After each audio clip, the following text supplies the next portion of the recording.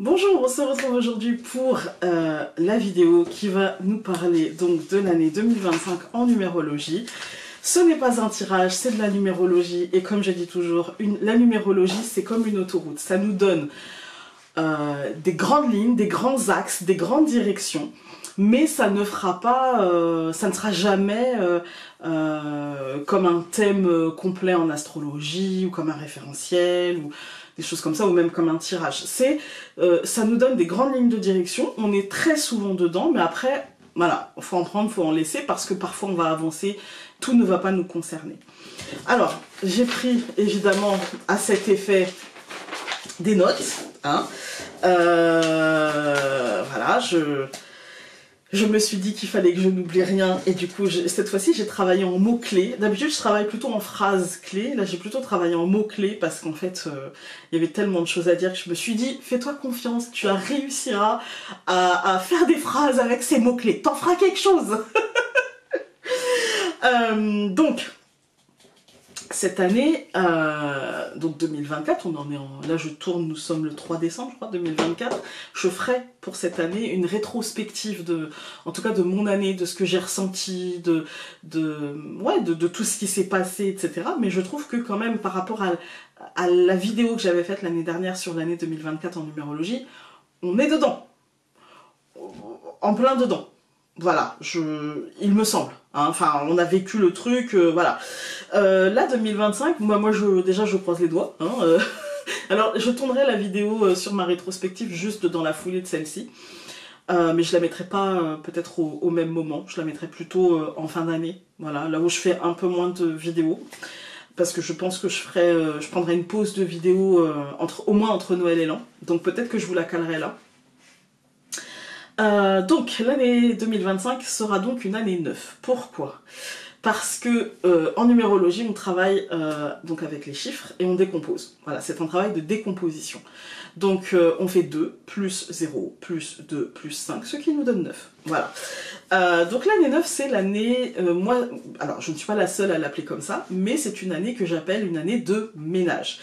Il y en a qui disent plutôt une année de bilan, mais dans ce cas-là il sera global. Je vais essayer d'imager, parce que je pense que c'est comme ça, en tout cas moi c'est comme ça que je comprends mieux les choses, quand on image les choses, quand on... Voilà. Il faut imaginer, on va prendre l'exemple d'une cuisine. Prenez l'exemple, on va prendre l'exemple de 3 cuisines. Il y a la première où le fond est propre, c'est-à-dire que vraiment la personne elle prend le temps de nettoyer, mais elle est un peu bordélique et donc il y a des choses qui traînent en fait. Hein. Par exemple, la vaisselle elle est lavée, mais au lieu de l'essuyer, on l'a laissé égoutter.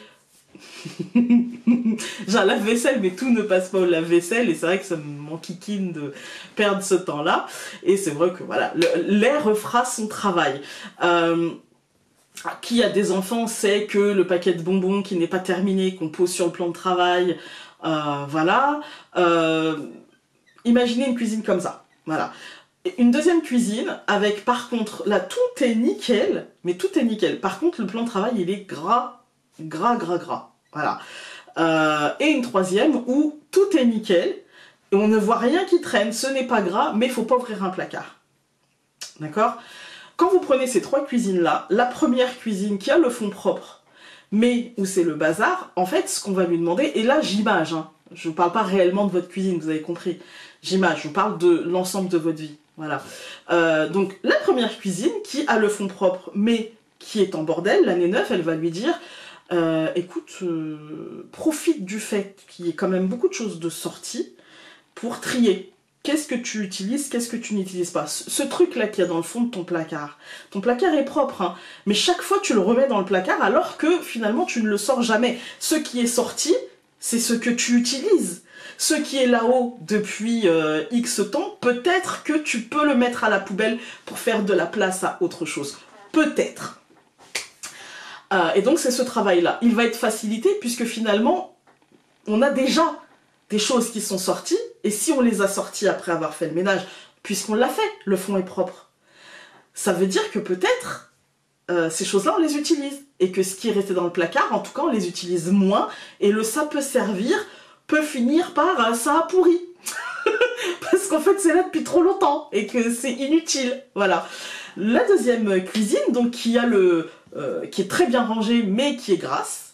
Peut-être que là, en fait, le truc, ça va être de se dire, t'as beaucoup de choses, ou pas d'ailleurs, mais est-ce qu'il serait pas temps, peut-être, de nettoyer, de faire ce travail-là, de nettoyer, de tout sortir après avoir nettoyé tes plans de travail et de nettoyer tes placards, parce que si c'est gras sur les plans de travail, peut-être que aussi ça va être gras dans les placards. Peut-être. C'est pas, voilà. Encore une fois, c'est imagé. Je parle pas vraiment de la cuisine. Mais là, c'est plutôt, là, il te faudra faire un nettoyage un peu plus en profondeur, te pencher davantage sur le truc. Et puis, pour la troisième cuisine, où il faut pas ouvrir les placards, c'est-à-dire que au lieu d'écrémer, de toujours écrémer et de toujours faire les choses pour que les gens pensent que, pour que les gens voient que, est-ce que tu voudrais pas, genre, vider ce que tu as, regarder ce que tu utilises, ce que tu n'utilises pas, ce qui t'est utile, ce qui ne t'est pas utile, et faire de la place pour le reste, sans non plus tout vider, c'est-à-dire sans non plus changer pour changer, on est d'accord. Dans tout ce que je vous dis là, bien sûr qu'il y a des choses qui doivent rester. Parce que là, je vous imagine ça avec une cuisine, mais on est d'accord qu'on parle pas d'une cuisine. On parle de nos vies. Voilà, on parle de nos comportements, de nos schémas, voilà, ça peut se traduire par exemple par quelqu'un qui, au lieu de nettoyer sa cuisine, eh bien, se dira je vais la changer.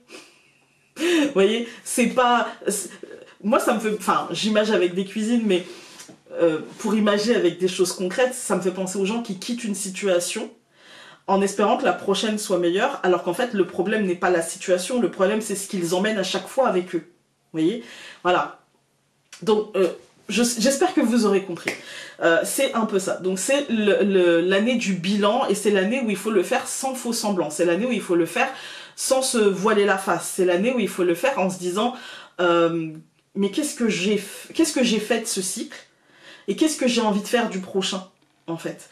Si on ne se pose pas la question, ça veut dire que implicitement, on accepte de revivre le même cycle avec les mêmes galères, avec les mêmes problèmes, et personne ne sera responsable si ce n'est nous.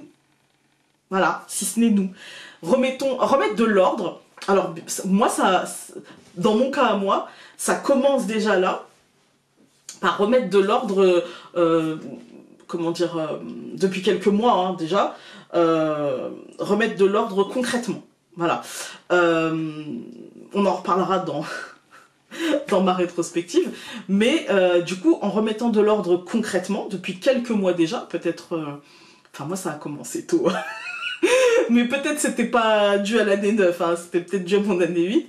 Mais du coup, voilà, je le sens là aussi, où c'est pareil, il y a une remise en ordre. C'est un bilan. Qu'est-ce qui m'est utile, qu'est-ce qui ne m'est pas utile, comment je rationalise mon espace, comment je rationalise dans ma tête surtout. Dans ce moment-là, en année 9, les émotions peuvent être...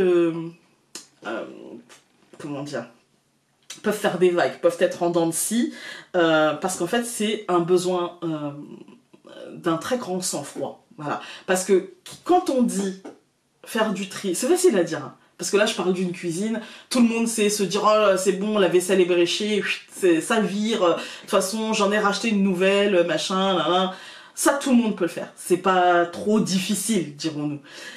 Mais quand il s'agit de nos vies, quand il s'agit des gens, quand il s'agit d'un job, c'est plus compliqué, en fait. Parce que ça demande de travailler sur nos peurs, ça demande... Mais justement, ce bilan doit... On nous demande pas de le faire maintenant. On nous demande pas de dire c'est maintenant que tu changes de taf. Non. C'est maintenant que tu changes de mec. Non. On te dit réfléchis.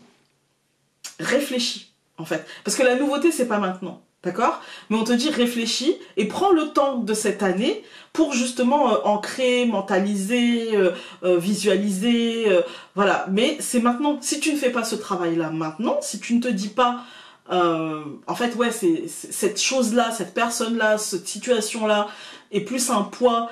Si tu ne souhaites pas le réaliser, tu ne le souhaites pas, mais après, ça sera pas de la faute à Pierre, Paul, Jacques, à l'univers, au bon Dieu, à ce que tu veux, ce sera la tienne. Voilà, voilà, donc c'est pour ça, il y a un besoin de sang-froid, il y a un besoin de comprendre ses peurs, pas tout de suite. Souvent on vous dit, il faut lutter contre vos peurs, il faut dépasser vos peurs. bah, on n'en est pas tous capables. Voilà, des fois il faut d'abord, et je pense que la majorité du temps, il faut d'abord essayer de les comprendre, voir ce qu'elles te disent, voir où elles appuient, où est-ce que ça fait mal, en fait, et comprendre pourquoi ça fait mal, pour pouvoir rationaliser et les dépasser, si besoin est de les dépasser, ou de les contourner, si besoin est de les contourner. Voilà. Mais rentrer dedans comme ça, je suis pas sûre. Moi, je pense plutôt qu'il faut cultiver, surtout cette année, il faudra cultiver le calme, la tranquillité, la réflexion. C'est plutôt ça, en fait, hein. Bon, comme je vous ai dit, c'est l'année du ménage. La nouveauté, c'est-à-dire que si au mois de février, vous vous dites oh, « j'ai un projet de ouf, je vais faire ça, ça, ça », non, déconseillé. Préférez y penser, le structurer, voir toutes les éventualités pour pouvoir le mettre en place plutôt l'année prochaine. Voilà, plutôt 2026. Voilà. Ouais, c'est ce que j'ai marqué. Réflexion, calcul de trajectoire pour l'année prochaine. Voilà, donc on est dans cette énergie-là. Alors, je vous parle depuis tout à l'heure des choses qui sont pas forcément positives, parce que, enfin, pas forcément perçues comme positives par la majorité des personnes, mais en fait, cette année, elle ne sera... Moi, ce que je dis toujours, c'est que l'année 9, c'est un petit peu le condensé du cycle en plus court. Voilà. C'est-à-dire que si on a vécu positivement, si on a fait le travail, si on a construit, si on a fait des choses, en fait, vous voyez, si quand vous pensez à il y a 9 ans et que vous vous regardez aujourd'hui, vous avez l'impression d'avoir évolué favorablement, d'avoir posé des choses stables, d'avoir construit quelque chose, d'avoir obtenu des résultats, cette année, en fait, ça ira. Mais si vous regardez il y a 9 ans et que vous avez l'impression d'être encore plus dans la galère, que vous avez du mal à vous sortir de vos peurs, vous avez du mal à vous sortir de vos schémas, de vos angoisses, etc., ça peut être vécu de manière assez perturbante. On va pas se mentir, parce que en fait, ça va être vécu en fonction des 8 dernières années. Voilà. Donc c'est une fin de cycle, hein. Voilà, c'est la fin du cycle de 9 ans. Là, on y est. Hein, depuis le temps qu'on se dit à la fin on fera le bilan machin, et bah ça y est, on y est, voilà. Mais la bonne nouvelle c'est que ça ne dure qu'un an. Après on retourne sur un nouveau cycle, et si on fait ce travail, on a encore une dernière année pour faire les choses, en fait. C'est ça la bonne nouvelle. Moi je le vois de ce côté-là. On a encore un an pour faire ce qu'on avait tant envie de faire. Ou en tout cas préparer ce qu'on avait tant envie de préparer. Et quand je vous dis la nouveauté, elle est déconseillée, mais si j'ai un projet qui date d'il y a 2 ans ou 3 ans et que là maintenant j'ai envie de le mettre en place, bah c'est possible. Ce qu'on vous dit, c'est pas de nouveauté. Mais s'il y a quelque chose qui était déjà en amont, que vous aviez déjà commencé, préparé, etc., là c'est possible de le faire, en fait, hein. Attention toutefois, ça doit être sur du court terme. Parce que l'année 9, elle ne permet pas... Après, on entame un nouveau cycle. Donc, en fait, on vous dit qu'il faut que ça tienne dans l'année, quoi. En fait, hein. Il y a cette contrainte-là. Voilà. Après, de toute façon, quels que soient les résultats de cette année, quelles que soient les leçons apprises cette année, ou pendant ce cycle, elles seront toujours utiles, en fait, pour la suite. Et quand bien même dans cette année... on décide de monter un projet, de faire quelque chose, voilà, eh bien, il y a comment dire, la contrainte étant que ça doit tenir dans l'année, mais la positivité étant qu'il y aura quelque chose d'appris dans cette année. Il y aura peut-être des résultats concrets qu'on pourra emmener pour le nouveau cycle et modifier au besoin. Donc c'est une année qui dépend beaucoup de ce qu'on a vécu, et de ce qu'on a semé par le passé, vous l'aurez compris, et de ce qui nous reste à achever, de ce qu'on avait commencé, de ce qu'on avait peut-être commencé à poser, voilà, et qu'est-ce qui nous reste à concrétiser, à achever par rapport à ce qu'on avait mis en place, en fait, dans cette année. Le bilan pourrait apporter une nouvelle sensibilité, un nouveau regard, sur les différents aspects de nos vies. Parce que oui, l'année 9, en fait, elle ne dit pas « Ah, ça va être dans tel aspect ». Il y a des années qui font ça. Par exemple, l'année 4, c'est plutôt le travail, les efforts, le sérieux, peu de place pour les loisirs. C'est plutôt axé sur le professionnel, le financier, les investissements, les choses comme ça. Comme l'année 6, un peu, qui elle est plutôt tournée vers le foyer, mais dans les mêmes conditions, la construction, machin. Alors que l'année 5, c'est typiquement l'année de pause, où on a envie de se tourner vers les autres, de la sociabilité, merci Founé. Voilà, c'est plutôt des... Voilà, il y a des années marquées comme ça. Hein. Et puis d'autres moins marquées. L'année 9, elle est moins marquée, en fait. Hein. L'année 2, typiquement, c'est l'année de la confrontation à l'autre, du compromis, de la négociation, du fait de devoir entendre l'autre, de devoir s'exprimer d'une manière entendable. Voilà, les années 2 sont souvent comme ça. Voilà. D'ailleurs, juste... attendez que je réfléchisse... Oui, c'est ça. 2027, année présidentielle, année 2.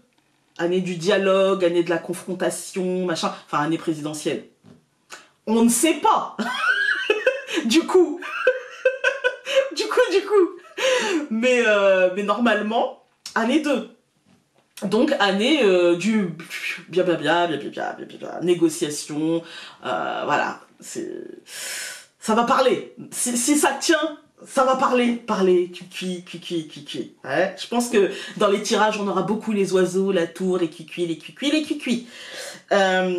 Mais cette année 9, elle est pas trop marquée, c'est un peu tous les domaines en fait. C'est un peu, si ça va, comment dire, si on a des résultats, ça peut être un peu dans tous les domaines ou dans des domaines divers et variés selon notre problématique.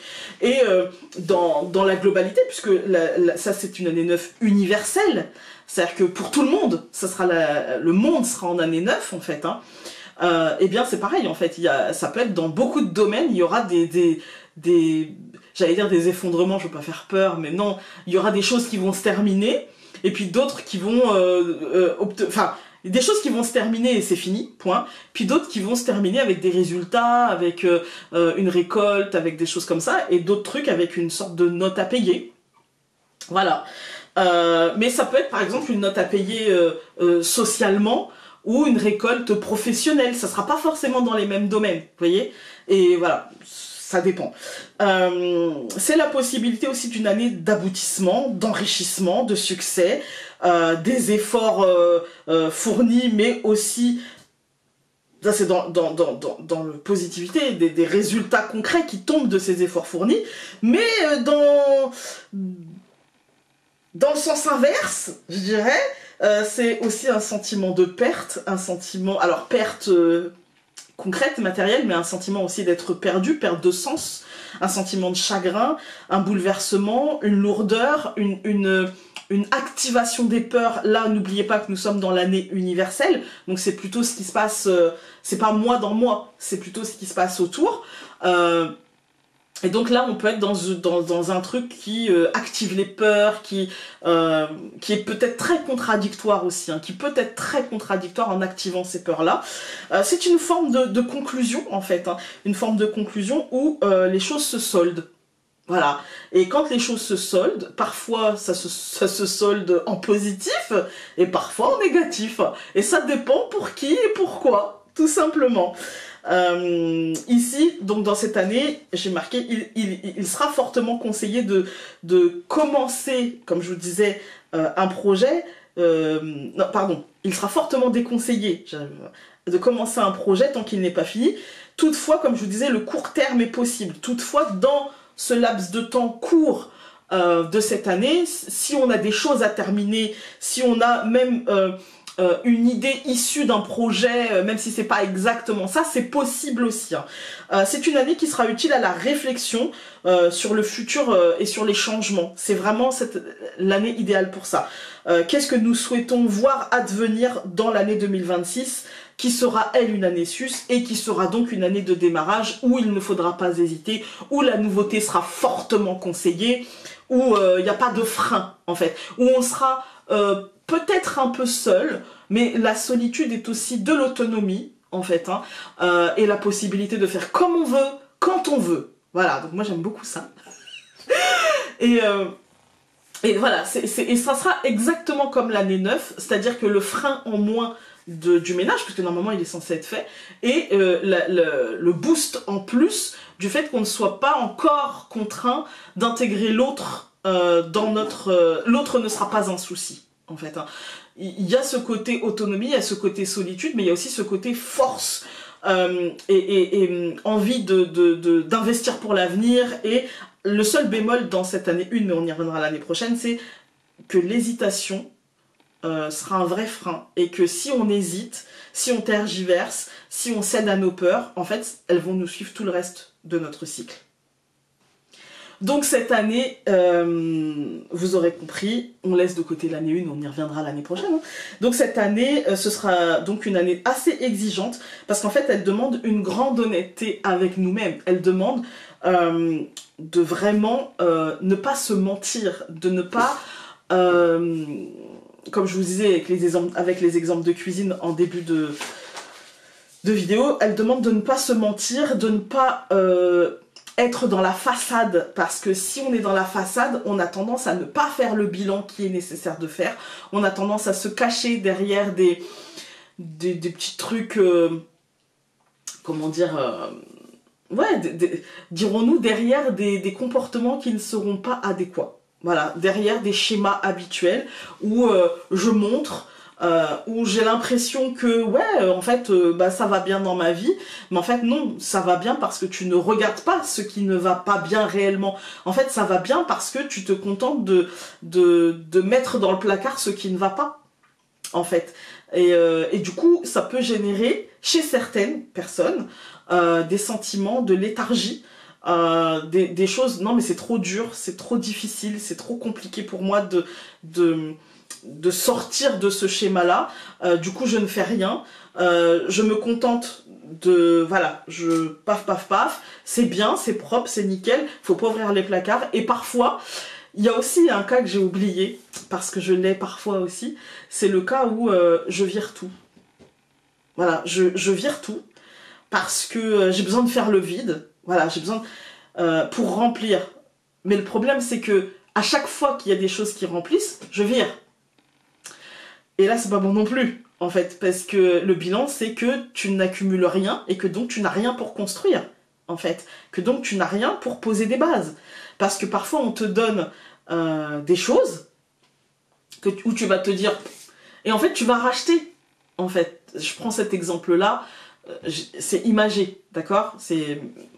Voilà, parce que c'est compliqué de prendre des exemples concrets, je veux que personne ne se sente... voilà. Quand on a des consultations, on a tous les cas et on se dit, je veux pas utiliser un cas que... voilà, donc je prends l'exemple de la cuisine, mais voilà, imaginons quelqu'un qui aurait 4 assiettes, et que à chaque fois, en fait, il vire, sauf que malheureusement, un jour, eh ben, il a 5 invités, et avec lui, ça fait 6, il n'y a que 4 assiettes. Et du coup, il s'est pas dit, tiens, je vais garder des bases, je vais quand même, voilà, c'est comme ça qu'on construit. Je dis pas qu'il faut remplir, mais il y a un juste milieu, en fait. Il y a un juste milieu, voilà. Et c'est quelqu'un qui, du coup, ne laissera pas la place non plus à la créativité. Je vais prendre cet exemple-là aussi. Un bureau, je dis pas qu'il faut qu'il soit en bordel, c'est pas vrai. C'est pas vrai. Mais un bureau où il n'y a rien dessus, rien dans les tiroirs, rien dans les placards, rien sur le bureau, c'est un bureau qui n'est pas utile. C'est une table, en fait. Vous voyez, dans les tiroirs des bureaux, il y a toujours des crayons, du papier, un ordi, des câbles, enfin, il y a quelque chose. Voilà. Si c'est un bureau où il n'y a rien, c'est un bureau d'expo. Un bureau où les gens travaillent, c'est un bureau, voilà, où il y a sa vie, quoi, en fait, hein, sa vie. Voilà. Il faut, attention, moi c'est le bazar. C'est autre chose. C'est parce que c'est mon esprit créatif. Mais puis parce que je travaille de chez moi et que c'est mon bureau, il n'y a personne qui y vient, c'est à moi. Mais dans un bureau professionnel, il y a 2 écoles. Il y a celui où il n'y a rien du tout, mais moi qui ai travaillé pas dans un open space, mais dans un lieu, voilà, où ça y ressemblait, c'était des box. Les bureaux où il n'y avait rien dessus, c'est les bureaux où les collègues ne foutaient rien, en fait. Soyons très clairs. Voilà, et on en a tous, hein. Voilà, c'est peut-être qu'ils faisaient d'autres choses, hein. Ils étaient dans la communication, ils avaient d'autres qualités, etc.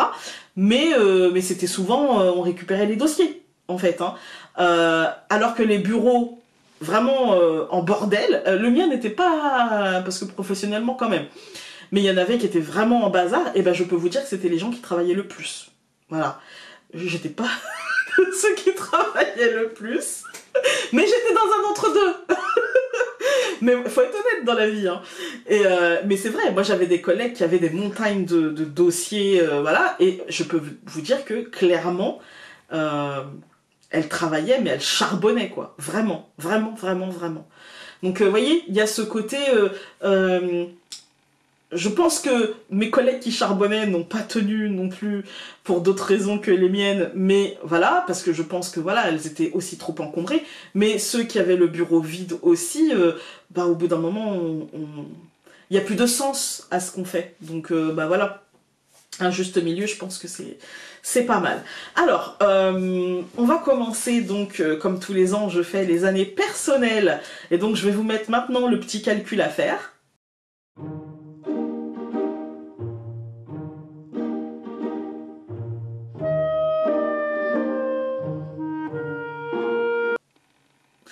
Et donc dans l'année numéro 9. Voilà. Donc vous prenez le temps, vous avez appuyé sur pause pour regarder le petit calcul et je vous donne un exemple en fait de calcul. Voilà. C'est par réduction. Tout simplement c'est par réduction. Donc, pour ceux qui seront en année 1 personnelle dans l'année 9 universelle, cette année ne sera pas simple pour vous. Il peut y avoir un rythme qui ne vous conviendra pas. Pourquoi? Vous êtes dans une année, comme je disais, de construction, où on vous demande de ne pas hésiter, où on vous demande d'y aller, on vous demande d'innover, on vous demande de faire, etc. Dans une année qui vous dit « Ah ouais, mais attends, je vais te mettre la contrainte de si t'as pas fait ton bilan, ben, il va falloir le faire. » Prenons encore un exemple, une entreprise, c'est difficile de faire un bilan tout en innovant, en fait. Normalement, ça ne se fait pas en même temps. Et vous, on va vous demander d'être dans cette énergie-là. Donc, ça peut être un peu agaçant. Vous sentirez l'envie, le besoin d'innover, de commencer, oui, mais on vous demande de prendre le temps de la réflexion et de rester flexible. Et la flexibilité, quand on commence quelque chose, alors oui, mais on a envie de tester, on a envie de... Voilà, alors oui, la flexibilité, effectivement, mais tout le monde n'en est pas capable. Quand on a une idée en tête, au départ, en tout cas, je sais pas pour vous, mais moi, je suis têtue. Quand j'ai une idée en tête, il va falloir que je me prenne le mur pour me dire « Ah, bon, d'accord », et pourtant, je suis pas bélier. Mais ouais, tout le monde n'est pas capable de cette flexibilité-là. Tout ne sera peut-être pas exactement comme envisagé, faites-vous confiance et n'ayez aucune crainte. Cultivez la réflexion et non l'hésitation au risque de jouer à vous faire peur. Voilà, parce que l'année 9, comme on a dit, il y a aussi de ça. Voilà. Alors, pour ceux qui seront en année 2, dans cette année 9, cette année, il est question d'un bilan de votre sphère relationnelle. Là, je pense que tout va se jouer justement dans cette sphère relationnelle, qui peut être lié à d'autres sphères, mais tout se jouera, tout le nœud du truc sera relationnel. Ça peut être familial, ça peut être professionnel, ça peut être sentimental, mais tout le nœud sera dans les relations. Il semble que l'ordre soit à remettre.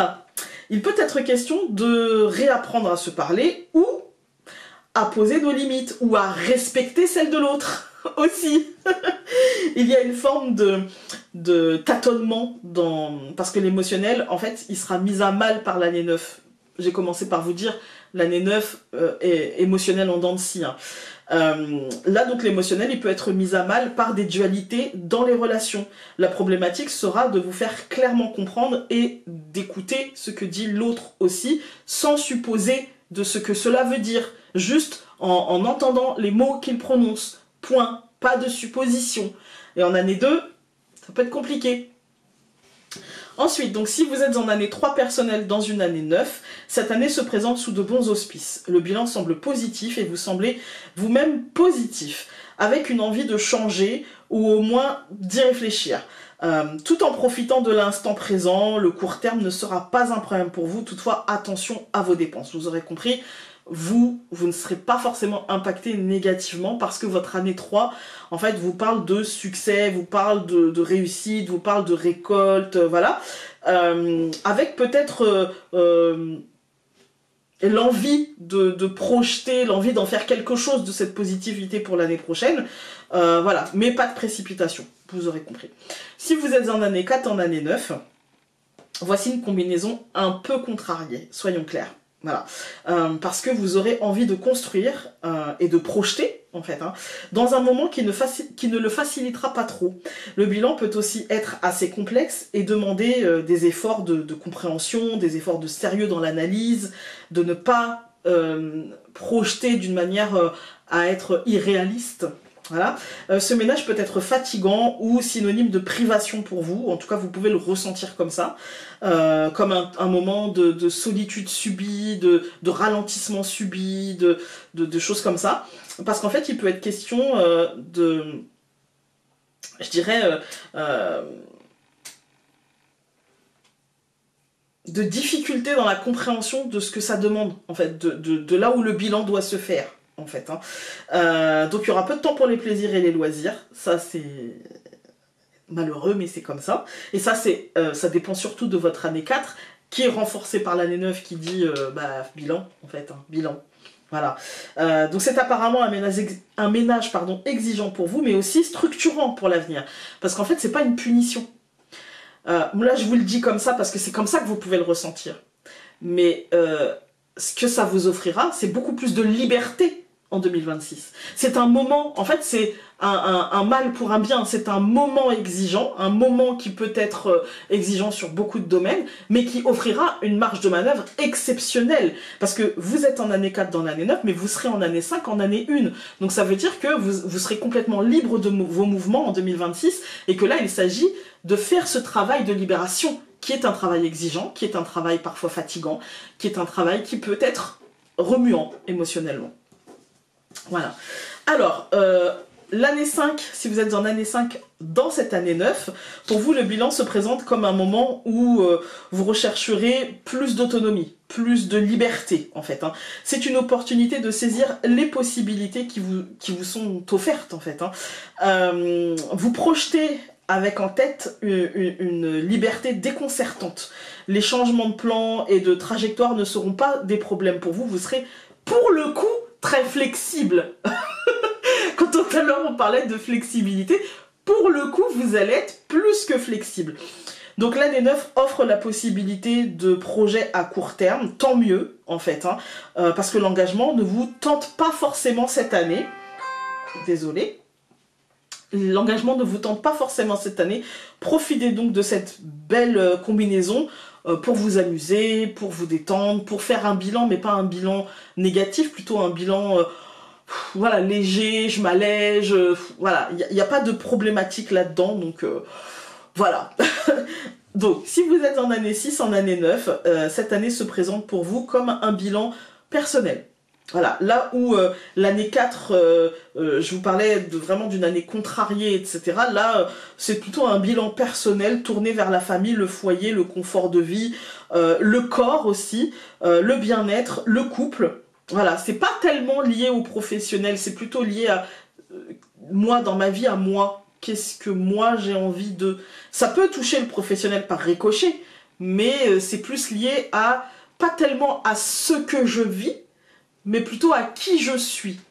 La différence avec l'année 4, c'est que par exemple l'année 4, je peux faire un bilan professionnel en me disant je ne me sens pas bien dans mon entreprise, je ne me sens pas bien avec mes collègues, je ne me sens pas bien dans ce travail-là parce que ça va à l'encontre de mes valeurs, voilà. Alors que l'année 6, c'est plutôt j'ai envie d'aller ailleurs, j'ai envie de faire autre chose, c'est plus de l'ordre du cœur en fait que de l'ordre de la tête. Donc ici, il y aura du travail à faire pour espérer équilibrer les choses. Souvent, les épurations ne tiendront que de nous, en fait, hein. C'est-à-dire que si on a envie de changer les choses, si on a envie d'écouter ce qui vibre, les choses changeront. Et si on est trop dans le mental et si on n'arrive pas à se départir de ce mental, eh bien, ça ne changera pas. Et voilà, ça ne dépendra que de nous et de la capacité à accepter ce qui vibre, ce qui nous appelle en fait, hein. C'est histoire de vivre moins difficilement cette année. Il nous faudra comprendre que ce bilan est nécessaire, presque un investissement pour l'avenir. Si vous êtes en année 7, en année 9, pour vous cette année il n'y aura pas de souci. Voilà, les années 7 et 9 sont assez complémentaires. Si vous ne ferez rien de nouveau cette année, très clairement, parce que l'année 7 nous dit pause. Voilà, contente-toi d'y réfléchir, contente-toi de prendre de la hauteur, machin, et que l'année 9 est en résonance avec ça. Les projections, ce sera quand même votre dada, il n'y a pas de problème. Si on vous demande de ne rien faire concrètement, vous allez projeter, projeter, projeter, et c'est très bien. Vous prendrez de la distance pour comprendre ce qui doit être changé, évoluer, partir, muter, voilà, tout ce qui doit bouger, avant de continuer à construire en 2026. Il y a en 2025 une forme de solitude, mais aussi une vraie autonomie, donc pas de souci. Donc pour ceux qui sont en année 8, en année 9, on est ensemble, voilà. En 2025, pourraient se concrétiser des projets sur le feu depuis longtemps, d'accord? Pas des projets qu'on mettra en place, j'ai l'idée en février et machin, non. Sauf si c'est sur du court terme, vous l'aurez compris. Mais là, donc si vous avez des projets sur le feu depuis longtemps, si, et seulement si, nous y avons travaillé en amont. D'accord? C'est la condition, puisque nous sommes dans une année 8, et l'année 8, c'est aussi une année karmique, une année où si tu as fait, tu as, si tu n'as rien fait, ben voilà. Mais d'une manière générale, il faudra surtout prendre le temps de projeter avec réalisme pour la suite. C'est-à-dire que c'est pas parce qu'il y a des choses qui vont se concrétiser, oui, on va concrétiser certaines choses, qui peuvent marcher, qui peuvent vivoter au départ, qui peuvent, voilà, mais c'est surtout ne pas lâcher, en fait, hein. Cultiver la détermination, mais aussi la flexibilité dans les changements à apporter, d'accord?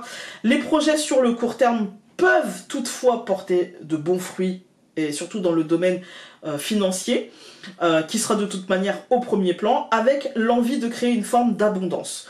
Pour vous, le sang-froid ne sera pas, comment dire, un accessoire, d'accord? Il sera presque obligatoire, parce qu'il y a un risque extrême de chaud-froid, avec des moments pleinement positifs et d'autres appelant un bilan plus que nécessaire. Une vraie remise en question. Attention, attention, attention. L'honnêteté intellectuelle, le réalisme et la vigilance sont obligatoires cette année.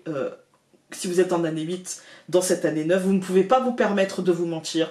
Vous ne pouvez pas vous permettre de vous dire « Ah, on verra, on est efficace dans l'urgence, il n'y a qu'un faucon. » Non. Là, il va falloir anticiper par la projection. Voilà, c'est obligatoire cette année, sinon c'est... là, vous êtes... Enfin, on saura, parce qu'on est ensemble, dans une année 8, d'accord? Donc, une année, c'est l'année du management, mais de l'auto-management, en fait, hein, qui peut nous ouvrir plein de portes, hein, mais vraiment. Mais il suffit qu'on ne passe pas la porte pour qu'elle puisse aussi se refermer aussi sec sur notre nez. Voilà. Et si ça ne nous fera pas mal, je veux dire, on ne sera pas blessé profondément, ça peut faire mal à l'ego. Ça peut faire mal à la confiance qu'on a en nous, en fait, hein. Donc voilà, c'est une année qui est exigeante, l'année 8. C'est une année qu'on dit karmique, dans une année où on dit de bilan global. Voilà. Donc, c'est pas la plus simple, c'est pas la plus compliquée, on a vu, mais c'est pas la plus simple. Et par contre, c'est une année qui offre plein de possibilités, mais il va falloir être acteur. Il va falloir être acteur en se disant aussi qu'on ne pourra pas saisir peut-être toutes les opportunités et que c'est pas grave, en fait. Parce qu'il y aura peut-être beaucoup de choses qui vont... Parce que le 8, il y a beaucoup de choses qui passent. Voilà, regardez cette année, l'année 2024 a été une année 8 et il s'est passé énormément de choses. Les choses ont été très vite avec des retournements de situation, avec... voilà. Mais c'est pas grave, en fait, hein. C'est pas grave, il faudra à chaque fois retenir la leçon de ce qui aura été... voilà, de ce qui aura été fait, de ce qui aura été compris, de ce qui aura été vécu. Si la porte elle se claque sur mon nez, eh bien ça va me donner une leçon la prochaine fois, peut-être que je n'irai pas, ou peut-être que j'y passerai plus vite. Voilà. Et si vous êtes enfin en année 9, dans cette année 9, pour vous cette année, le bilan est général. Voilà. Donc c'est un bilan qui peut atteindre vos émotions, et peut-être que ces émotions seront un peu perturbées, en fait, hein, parce que on vous demande d'accepter de faire du rangement par le vide, d'accepter de faire du rangement et de nettoyer et d'épurer et de ne rien se cacher et de ne pas se dire non, ça je l'ai pas vu. Non, voilà, de faire les choses... Voilà, accepter que cela se remplira peut-être progressivement, ça ne se remplira pas instantanément. Accepter aussi que la nouveauté peut parfois ne pas forcément vous convenir et qu'il va falloir au fur et à mesure de l'année vous dire, bah par exemple j'ai retiré mon lot d'assiettes et finalement ce qui arrive derrière c'est pas mon goût, je le retire quand même, et avoir confiance sur le fait que ça se remplira. Mais quand ça se remplit de quelque chose qui me convient, eh bien accepter de le laisser et de pas me dire attends je vais le retirer, il y aura peut-être mieux derrière. Non, en fait, hein, juste mesure à chaque fois. Alors toutefois, rien ne vous interdit de projeter justement cette nouveauté. Rien ne vous interdit de demander, de projeter, de voilà. Bien au contraire, c'est même fortement conseillé pour bien commencer en 2026 et avec son énergie 1, voilà. Voilà, il faut accepter que cette fin de cycle puisse être synonyme de bilan, voilà, synonyme de leçons retenues, synonyme de fait qu'on quitte certaines choses pour aller vers d'autres. Voilà. Je regarde, je reprends ma ligne. Donc c'est une fin de cycle pour vous qui pourrait être une forme de condensé de ces 8 dernières années pour vous aider à récolter ou à solder. Entre parenthèses, petite précision, une année 9 issue de la réduction. Par exemple, vous calculez votre date de naissance et juste avant d'avoir le 9, vous avez le, par exemple, j'aurais mis ça dans l'exemple, hein, mais vous avez votre résultat, ça vous donne un 27. Vous n'avez pas un 9 pur. Vous avez un 2 et un 7 qui vous donneront un 9. Donc une année 9 issue du 27 sera plus légère qu'une année 9 issue du 18 ou même du 9 qui sera plus confuse et marquera un moment de flou, un moment de brouillard, un moment qui manquera de visibilité, de rationalité. L'attention de ce moment-là, la tension de cette année 9, peut apporter une forme de tentation de fuite dans l'illusion qui ferait traîner les situations plus que de raison. C'est-à-dire que vous feriez traîner le ménage plus que de raison, vous feriez traîner les choses plus que de raison. Voilà, voilà pour cette année 2025, en espérant que nous la vivions tous et toutes de manière... globalement, on va dire de manière assez cool, voilà, en acceptant les changements. Un homme averti en vaut 2, une femme avertie en vaut 10. Je blague, messieurs, je blague. Mais voilà, je pense que quand on est averti, on peut aussi se dire ah oui, ça je m'en souviens. Et du coup, voilà. Donc, et se départir un petit peu de nos freins, etc. Ou mieux comprendre ce qui bloque et du coup mieux accepter. Voilà. Écoutez, tout ce que je vous souhaite, c'est une très très belle année 2025. Je vais tourner, je pense, dans la foulée, ma rétrospective. Et voilà, on se dit à très vite, du coup en face cam. Et en attendant, je vous souhaite de belles fêtes de fin d'année. Salut!